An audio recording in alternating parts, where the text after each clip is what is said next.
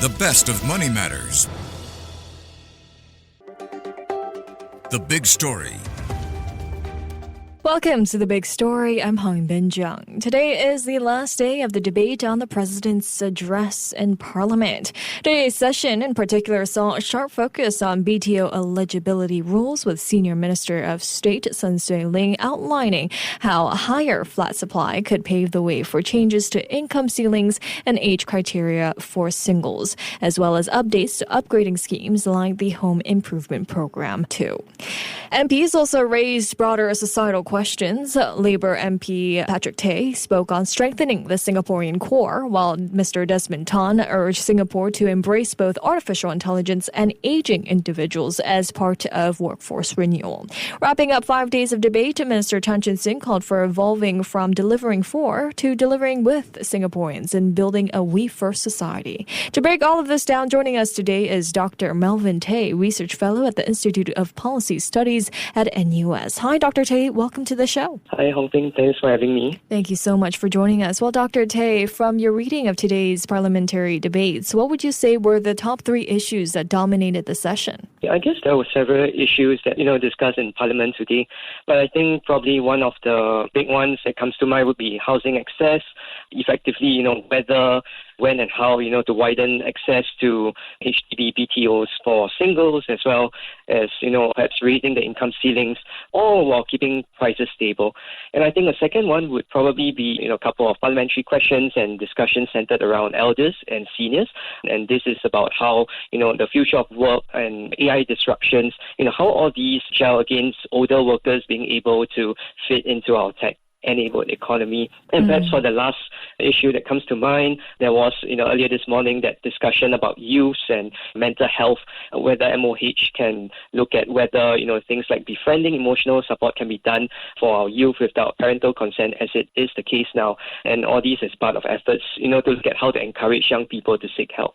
Right. Well, as you mentioned, one of the key issues that arose today during today's session is about housing, in particular the BTO eligibility. Now, Senior Minister of State for National Development, Xueling, said a higher build-to-order flat supply will allow the government to raise the income eligibility threshold and lower the eligibility age for singles. How severe is this eligibility gap under existing rules, Dr. Tay? Yep. So I guess for context, presently, if you're single and if you're in the market looking for a new HDB flat through the BTO single scheme, you have to be 35 and above in order to qualify. I think that's the case also for resale flats. And this eligibility gap shows up as, younger singles, they want a place of their own, but they can't get it because of existing rules. And of course, that second portion, pertains to income ceilings, where, even middle income households might be unable to get BTOs simply because, all incomes are rising over the years. Of course, with that income ceiling, it stands, there would be significant numbers of households being unable to qualify for a BTO, and perhaps then having to go into the resale market where, flats are relatively more pricey as compared to new ones. Okay. Well, what are the key assumptions then underpinning the claim that higher BTO supply and the right conditions will allow these loosenings of eligibility? Yep. So I guess there are several factors at play, and probably that also explains why the government was, or rather SMS Xueling was a little coy when she said the right conditions are in place. And I think right at the outset, there is that need to ensure that supply and demand kind of balance first. So right now, there is still, a heavy demand for, limited supply of flats, and this can be seen through, for instance, the application ratios for BTOs, and, in mature estates or, very popular estates, this could be 4:1, 8:1, and we need to see this, ratio trend closer to perhaps, 1:1 or 1.5:1, i.e. for every 1 or 2 applications, one should be successful across all towns and flat types, for that supply-demand balance to, kind of materialize first before the rules are loosened. Because if this doesn't happen and, rules are loosened, that, demand will grow a lot more, and going to be that huge gap that will impact, whether the HDB flats can get to people who are interested in them, within, a good period of time. Second factor would also be the price stability. We have heard, stories about $1.5 million HDB flats, resale flats and all that. And we need that resale growth perhaps to moderate first and perhaps some level of predictability in terms of the BTO and resale gaps in terms of pricing. And only with that price stability can, perhaps some loosening of rules occur. And of course, that final part about delivery reliability, it has been a couple of years since COVID, but post-COVID, I believe that managed to clear quite a bit of backlog in terms of number of people waiting for flats. But in terms of the timelines, HDB needs to be assured that they are able to deliver, flats, within a reasonable amount of time before, enabling, supply to actually grow by loosening the rules. But what are the main risks or unintended consequences of expanding eligibility, though? Will there be trade-offs that we should be concerned about? Yep, and I guess this is in a free market, or at least in the HDB market, we must be also cognizant of the fact that, well, if you allow, if you expand singles access to HDBs, of course, that would potentially impact, access by couples or by families. And there is also that need to ensure that, you find the sweet spot or that balance to ensure that neither group feels a little aggrieved, just because perhaps, a loosening of rules occurred too quickly or, was done without due consideration of other groups currently, in the queue or in the market for a flat. And I guess also in terms of the price spillover effect, if you, loosen the rules, demand is definitely going to go up. And in terms of the price spillovers, it could also impact resale markets because recall that if you're 35 and above, then you can get a resale or a BTO if you're single. And of course, there would be some impact in terms of the resale market. It could potentially lead to more spikes in pricing for the resale market too. Right. Well, Ms. Sun also highlighted that ramping up BTO supply and pricing new flats below comparable resale units could help, moderate resale prices in towns such as Tampines, Punggol, Sembawang, and Yishun. Could focusing, new BTO launches in certain towns unintentionally, though, affect resale market dynamics elsewhere? Yes, and I think to some extent that's true. We do see it already in terms of, our current behavior. And of course, we all have our own preferences. If you're already accustomed to perhaps living in a particular area of Singapore, perhaps, the east side or the west or the north, perhaps, you might be more inclined to go for a BTO or resale in an area that, yearn to live at least the medium term. And of course, if you have whole bunch of BTOs or, concentrated launches, perhaps in newer towns, that could also lead to some of the demand being pushed perhaps to adjacent estates for that. And in that regard, though, there's that need to ensure that mix across both mature estates and new or younger estates, emerging ones like Tengah, and that need to ensure that the launches are spread out across most of these towns. How can HDB then balance the need for more BTO flats with, maintaining affordability and variety across different towns as well? Right. So I think there's also a need to be, more cognizant of the kinds of demand because I guess not every HDB is the same cookie cutter flat. You have your whole range from, 2-room flexi units all the way up to 5-room flats. You do also have, HDBs with the new or rather new prime plus and standard, kind of modality of defining them in terms of their location and convenience, accessibility. So there's that need to ensure that there's a good mix of, new BTOs across all these types rather than, being clustered onto a particular flat type and all. And I think the second one is to ensure that the pricing of BTOs are systematically, below comparable resale units. So this can be done through your current grants, which are tuned to your location and housing profiles. You do have, for instance, if you stay or if you get a BTO within, a certain number of, kilometers within your existing family unit, you get, additional grants for staying, next to your parents.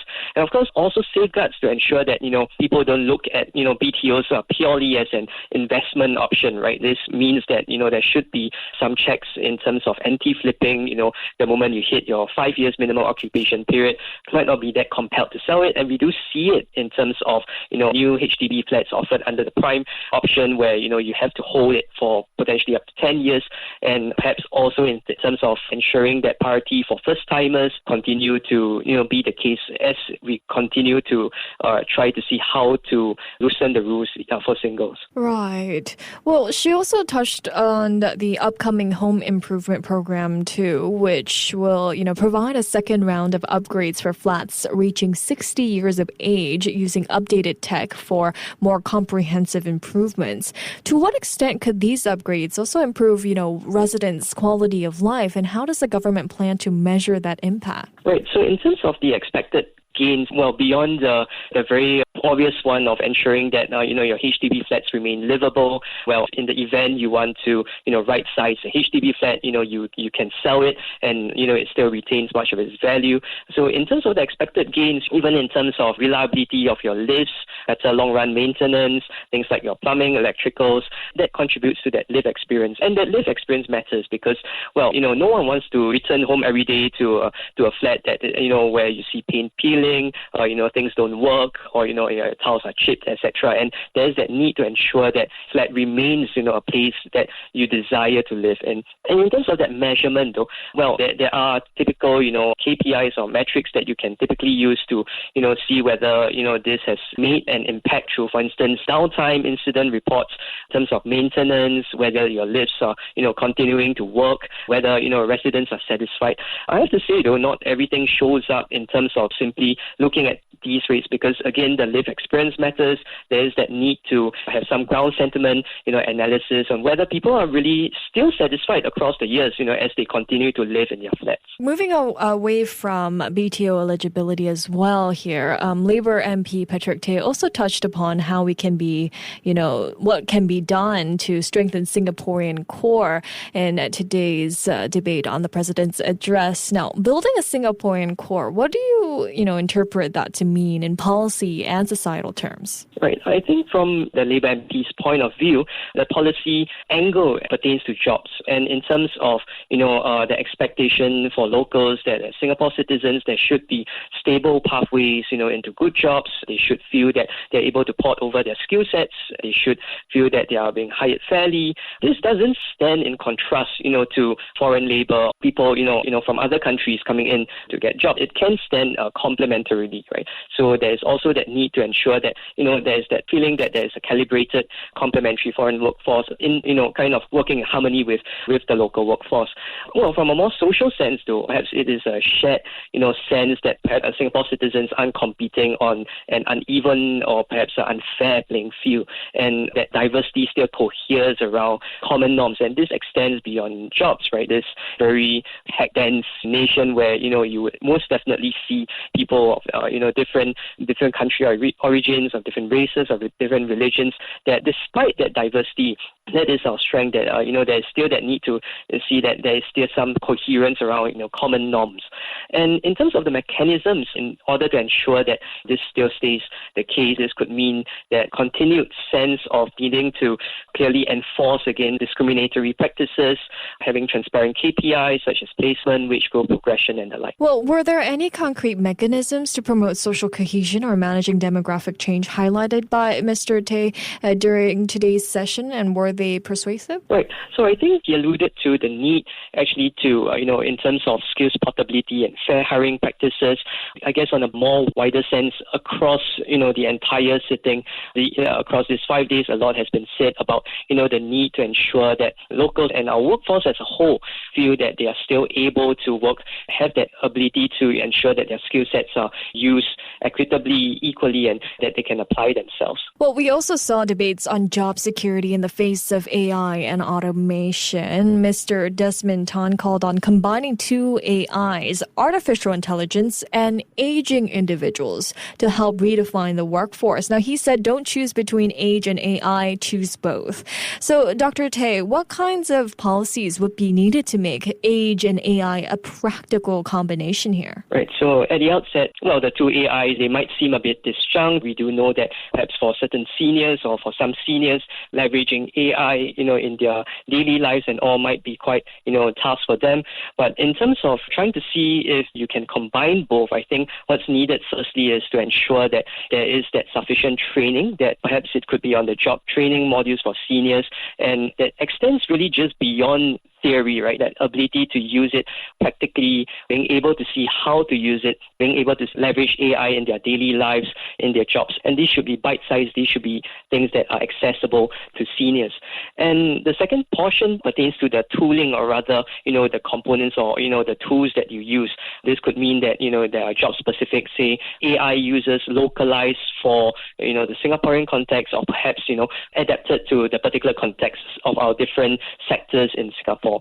There's also that need to consider, to what extent can we actually redesign our existing jobs? Because in order to kind of integrate AI into our different tranches of our work responsibilities, there might be that need to change our workflows or simplify workflows. So, AI would end up handling perhaps some of the simpler aspects of work, while our seniors and even our workers as a whole, our workforce, can actually veer towards higher value work, such as handling things like judgment, making decisions that AI might not be so suited for. Well, finally, there's also that need for incentives, right? That there's one thing to kind of wax lyrical about it in Parliament and say that we need to make it real, but there is also that need to consider the incentives for our businesses, especially SMEs.